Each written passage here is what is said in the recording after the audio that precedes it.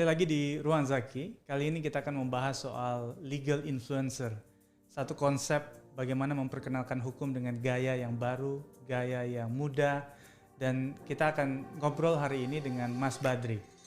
Adalah founder dari Suka Hukum dan Ruang Suka. Halo Mas Badri, apa kabar? Halo, siap, terima kasih. Terima kasih udah hadir di Ruang Zaki dan juga Business Law Binus University. Jadi Mas Badri ini satu fenomena yang baru, di mana kemudian banyak teman-teman fresh graduate kemudian mulai merintis bagaimana banyak platform ya, baik di Instagram, di YouTube. Dan lain sebagainya. Apa yang kemudian mendorong Mas Badri akhirnya tertarik untuk merintis ini? Oke, sebelumnya saya terima kasih kepada Mas Jaki hari ini hadir di Ruang Zaki. Terima kasih atas kesempatannya. Saya mungkin memperkenalkan diri, saya Subadri Anuka, biasa dipanggil Mas Suka. Saya kebetulan founder Suka Hukum dan juga channel saya ada juga kebetulan Ruang Suka. Ya, jadi pertama kali saya kenapa membuat Suka Hukum itu kurang lebih 2020-an lah, pada saat pandemi. Saya jujur terinspirasi dengan teman saya. Jadi ada teman saya, dia memang sudah mulai duluan platform edukasi juga. Dia bilang ke saya, "Bang, ayo buat juga," gitu kan. "Ini abang kan punya skill di situ," gitu dia.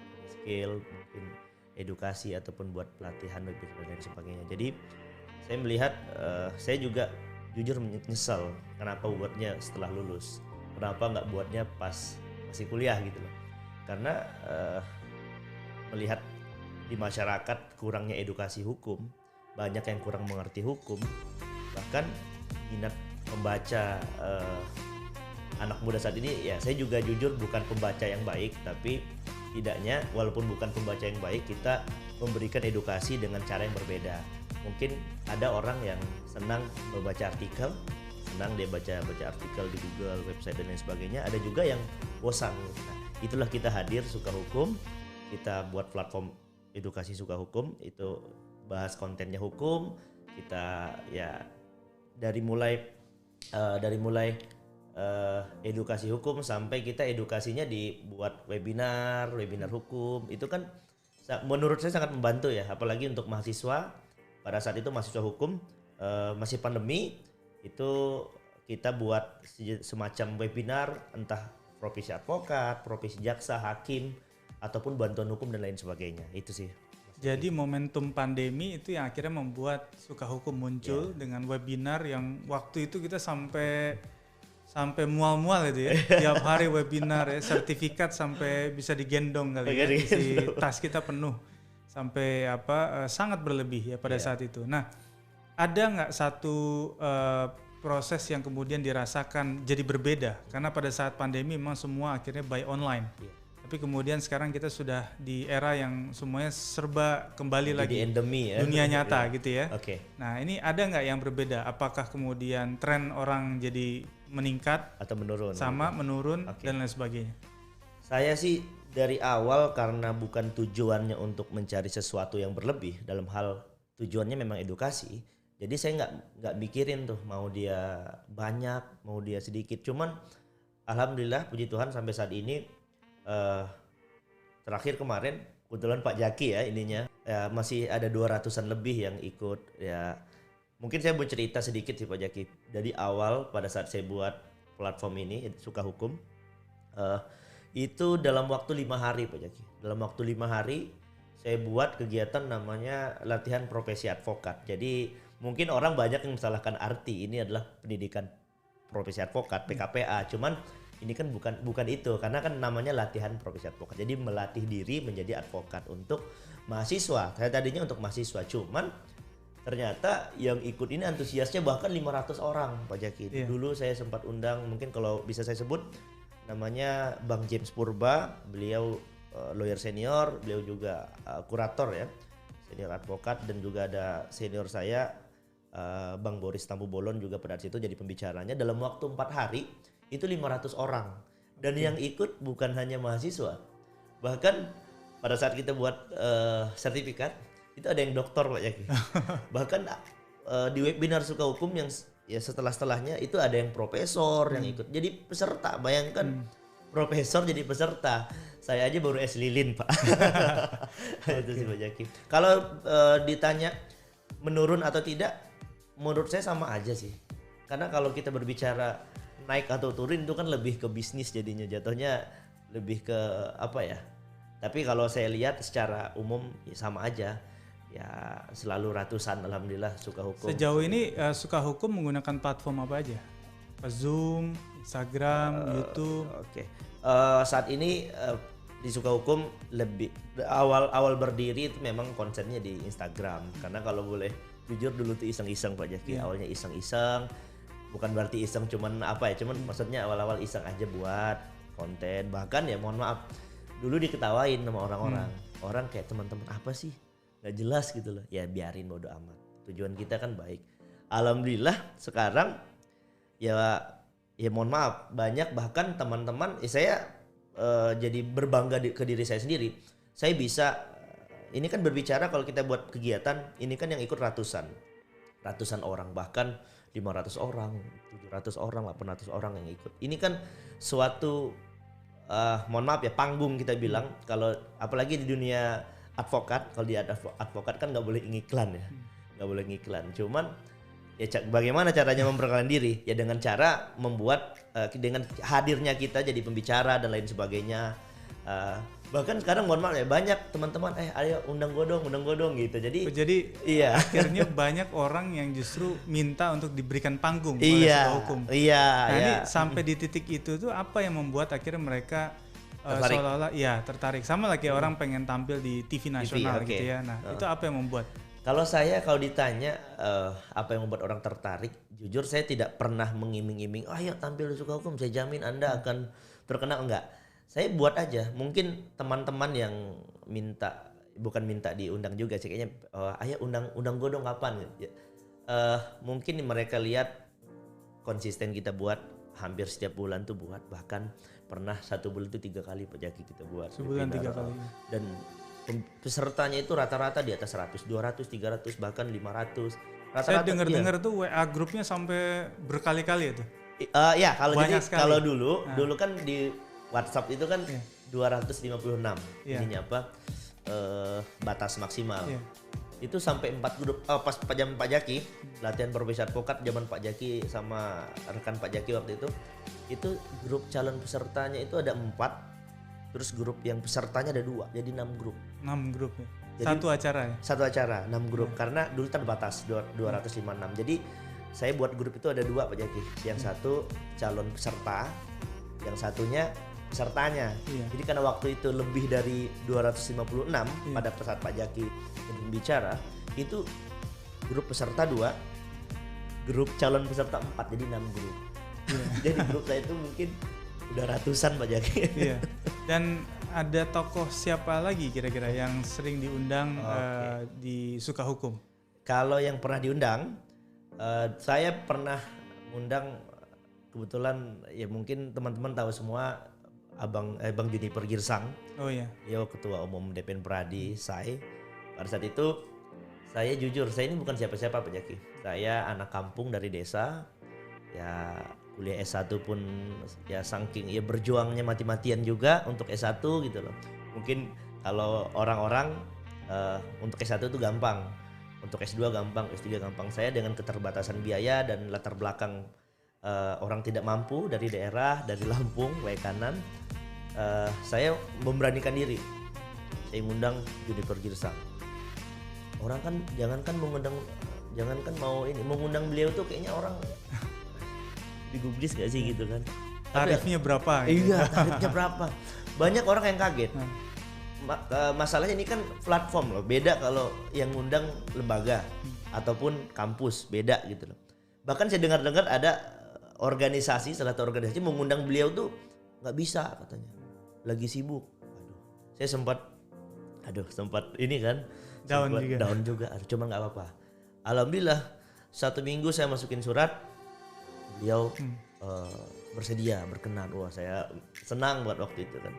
Bahkan yang ngisi itu bukan hanya dia Pak, itu ada wasekjennya juga, wasekjen DPN Pradi juga ikut. Itu yang pertama. Yang kedua, Saya juga James Purba, Bang James Purba juga salah satu tokoh, menurut saya tokoh dia kurator, beliau sangat terkenal di lawyer khususnya di Jabodetabek. Siapa sih nggak kenal Bang James Purba gitu loh. Senior lawyer, juga mantan ketua umum kurator ya AKPI. Itu juga salah satu kebanggaan saya. Terus ada aktivis HAM Haris Azhar, pernah kita undang juga. Terus kita juga pernah mengadakan kegiatan paralegal, pertama latihan paralegal itu Prof Bardana Wawi Arif. Ya itu sih kebanggaan saya beberapa. Mungkin mudah-mudahan kedepannya akan ada tokoh-tokoh ataupun ya tokoh-tokoh senior yang bisa kita hadirkan di Suka Hukum. Saya dengar juga selain itu ada soal public speaking ya. Ada iya. juga dari media TV nasional. Jadi waktu itu pernah saya buat, ini agak melenceng sebenarnya. Ini namanya kan Suka Hukum. Suka Hukum identik dengan hukum dong. Gitu. Tapi saya lihat-lihat hukum ini berkaitan dengan orang hukum harus pintar ngomong. Public speakingnya harus bagus. Ya kan? Jadi gimana caranya? Wah, saya buatlah pelatihan jurnalis. Waktu itu ngundang Bang Abraham Silaban, beliau presenter TV ya di iNews TV. Ya lumayan ya sangat terkenal setiap hari masuk TV pastinya. Jadi waktu itu saya sempat mau nggak ya orang ini saya undang. Alhamdulillah mereka mendukung. Jadi pas saat itu juga pelatihan jurnalis. Ya selebihnya teman-teman lawyer, ada juga jaksa. Ya LBH Mawar Saron. LBH Mawar Saron itu langganan saya undang. Dari mulai kepala divisinya, lalu alumni Mawar Saron, LBH Mawar Saron sampai direkturnya. Tapi direktur LBH Mawar Saron Batam. Kebetulan direkturnya itu sahabat dekat saya juga. Jadi LBH Jogja juga pernah, direktur LBH Jogja juga pernah, LBH Semarang. Mungkin ya kedepannya kita akan undang semua LBH Indonesia gitu, undang Suka Hukum. Jadi sampai juga ada dokter yang dia punya penerbit buku ya. Dan juga bekerja sama dengan Suka Hukum untuk ikut membesarkan penerbitannya. Bisa cerita sedikit mungkin? Boleh. Jadi saya cerita sedikit, beliau namanya Dr. Tina Amelia. Beliau saat ini dosen di Universitas Borobudur, dosen S1 dan S2 di Borobudur. Jadi waktu itu saya kenalnya di medsos, Pak Jaki. Saya kenal di medsos, saya DM beliau, salam kenal, ya biasa kenal-kenalan. Awalnya nggak tahu, sekarang malah ya dekat jadinya kan, ya saling kerjasama lah. Beliau punya penerbit buku, salah satu penerbit buku, menerbitkan buku. Pada saat itu saya ikut bantu beliau untuk di kegiatan beliau buat webinar itu saya coba bantu kerjasama bagaimana caranya biar ini pesertanya rame gitu. Sampai saat ini komunikasi kita baik ya, udah berapa kali selalu kita undang di Suka Hukum, dan beliau kemarin bilang, Mas pokoknya kalau mau bahas apa aja saya siap. Jadi saya senang gitu. Ini kayak Pak Jaki juga kan, setiap saya undang alhamdulillah selalu selalu bisa gitu loh.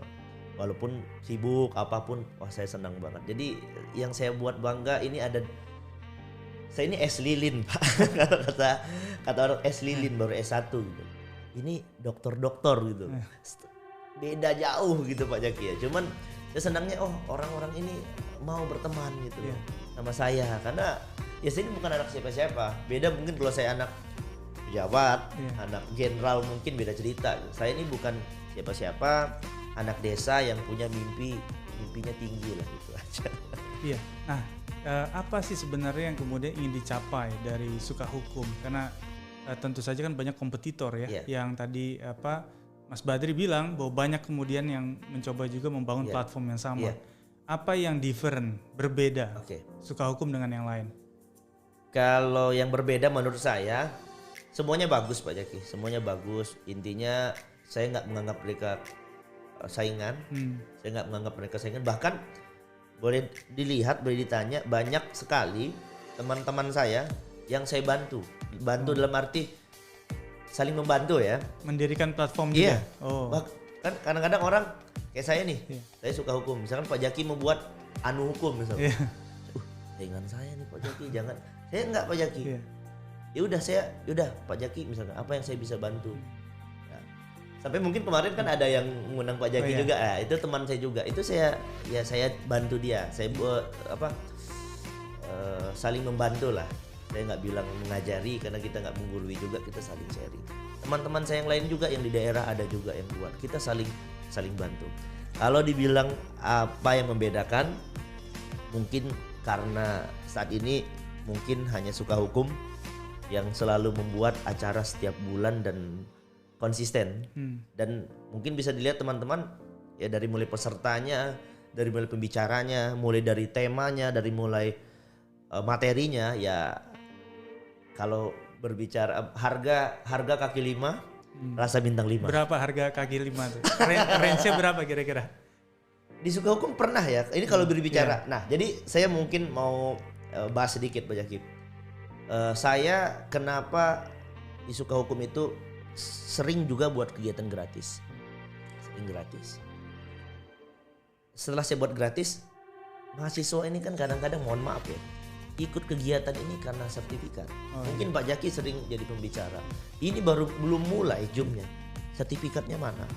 Link absensinya mana gitu. Presensinya mana? Link absensi dan lain sebagainya.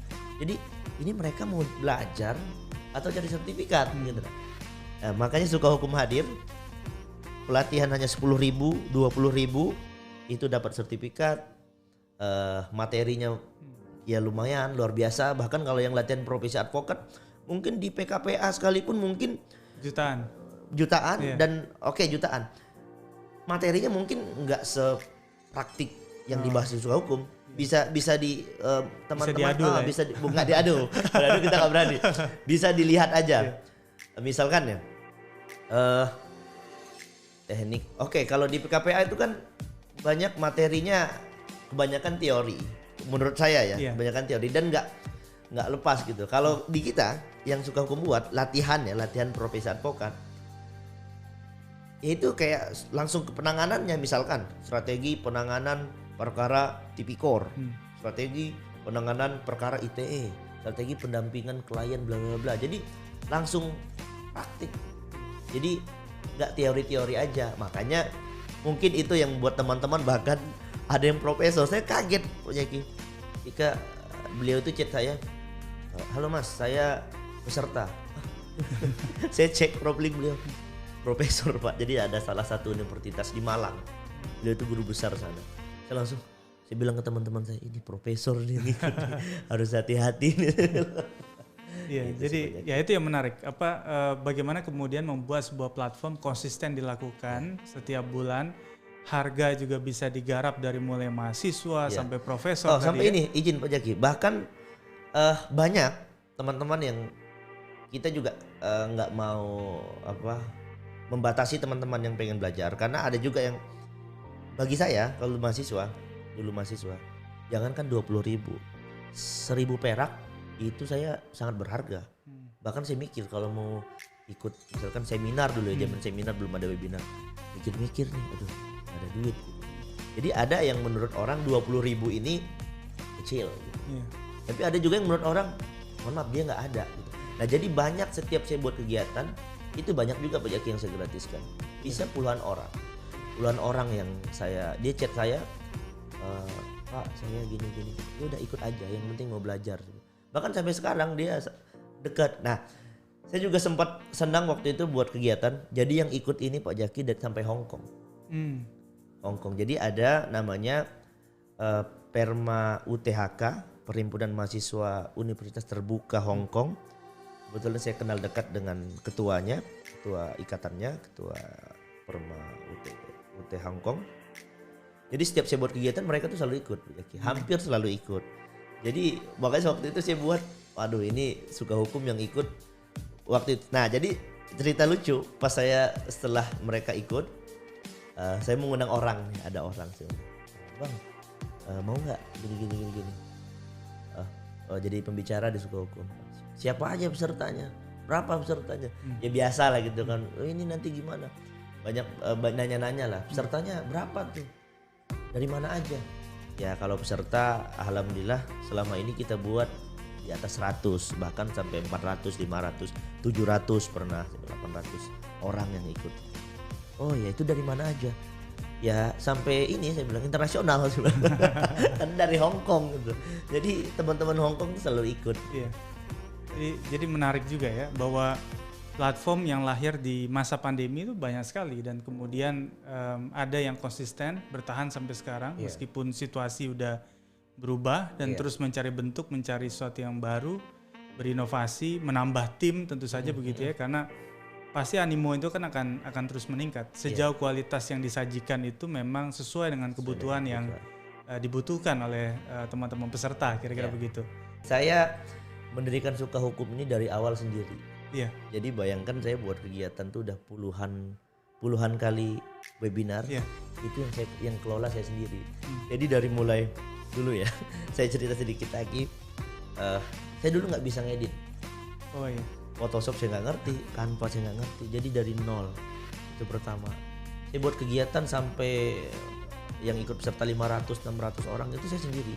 Nah sampai akhir-akhir ini saya buat magang lah di Suka Hukum. Jadi anak-anak magang tujuannya untuk teman-teman mahasiswa belajar yang lebih concern di desain, ada yang di penulisan, ada yang